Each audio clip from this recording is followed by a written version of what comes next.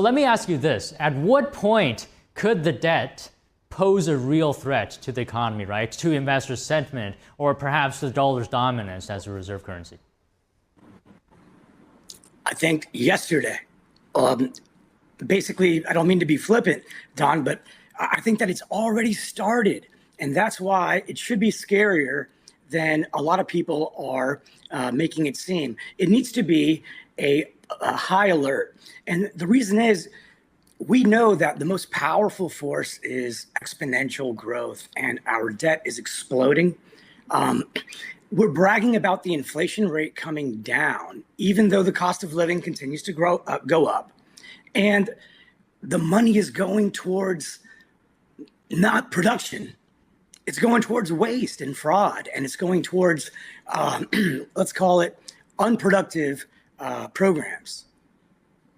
So you say the impact has already been seen before. You said yesterday, to be precise. But we're seeing investors still purchasing U.S. Treasury. So maybe at least the sentiment hasn't changed. Right. So I guess what I'm talking about more of is that the rest of the world, the other global powers, are starting to understand that, wait a minute, the U.S. dollar has kind of pigeonholed us to a certain extent. And until and unless we figure out a way to not use as many US dollars and use other global currencies or other digital assets or other hard assets or other programs, we're not going to be able to escape that control. And so if you look at India, Russia, China, the Middle East, they're already trying to and already in the process of getting away from the dollar. So you're not seeing it right now because the dollar is still the world's global currency. It's the safest asset. It's liquid. You could spend it anywhere. But 5-10 years from now, it might not be the only one that can say that. All right. As an investor, which sectors do you think will be most impacted by the debt and interest payments? I think ultimately the debt is going to just cause more inflation. And that's what kind of concerns me, Don, because inflation is the thing that's kind of erasing the middle class, and it's creating a society of the haves and the have-nots. The haves have assets. The inflation will push up the value of those assets.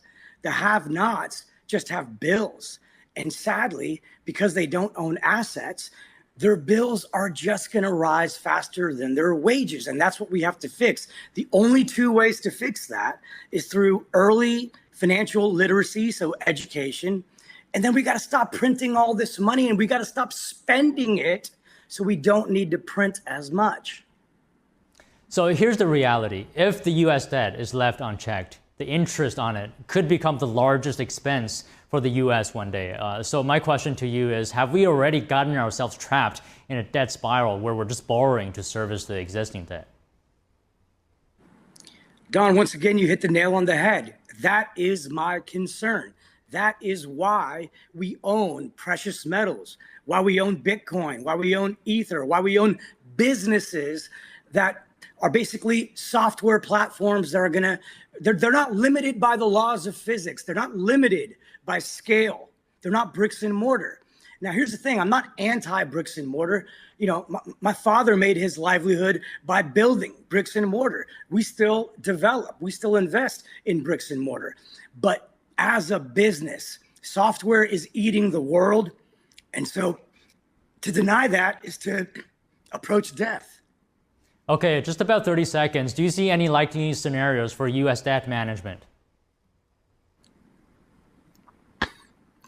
Man, I really wish I had something better to end on. No, I don't. And that's the sad thing. But here's what I do see. Let me end on a positive thing. I really hope that the election that's coming up is going to force people to do a little bit of math. I know that math is not fun for everybody like it is for me, but you got to do it. How about this? The U.S. government spent in August enough to pay every voter about $8,000 in that month. What would you do with that $8,000? Do you think the government did a good job with it? That's the question you got to ask yourself. All right, Vijay, thanks for the discussion today. Thank you, man.